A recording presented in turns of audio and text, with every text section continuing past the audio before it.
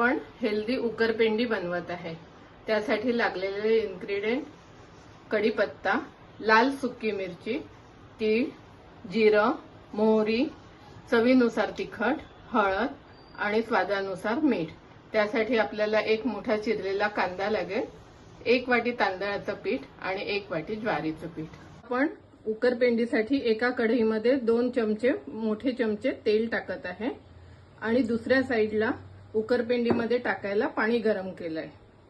आता इथे 4 वाट्या पाणी घेतलंय गरम करायला। तेल गरम झालेलं आहे। आता आपण त्याच्यामध्ये मोहरी टाकली, मोहरी तडकली आहे।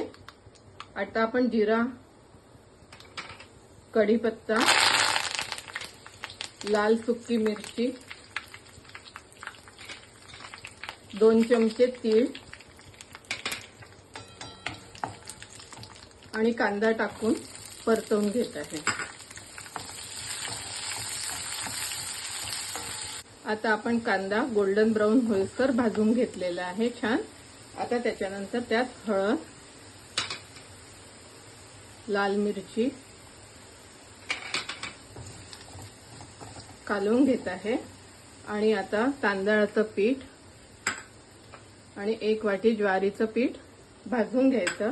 हे अशा प्रकारे आपण छान भाजून घेतलंय आणि अजून थोडं याला गोल्डन ब्राउन होईस्तोवर आपण भाजून घेऊया।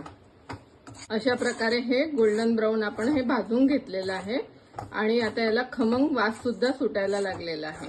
समजा जर आपल्याला थोडा आंबूस लागत असेल तर आपण याच्यामध्ये थोडी आमचूर पावडर टाकून घ्यायची आणि नंतर स्वादानुसार मीठ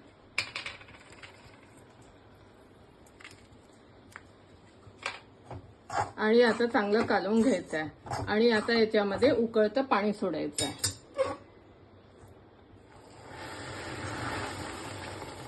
अशा प्रकारे आपण छान पूर्ण उकळतं पाणी टाकून कालवून घेतलेलं आहे।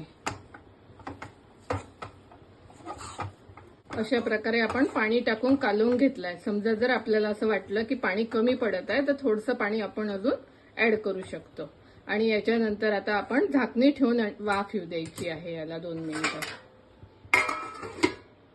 आता आपण याच्यावरचं झाकण काढून बघणार आहे आणि बघूया किती छान वाफ आलेली आहे उकरपेंडीला आणि आता ही रेडी झालेली आहे पूर्ण। ही उकरपेंडी आता खाण्यासाठी रेडी झाली आहे। आता आपण याला गोड लोणचं आणि दह्यासोबत सर्व करत आहे। समजा गोड लोणच्याची रेसिपी कोणाला हवी असल्यास तर कमेंट्स मध्ये टाकावे।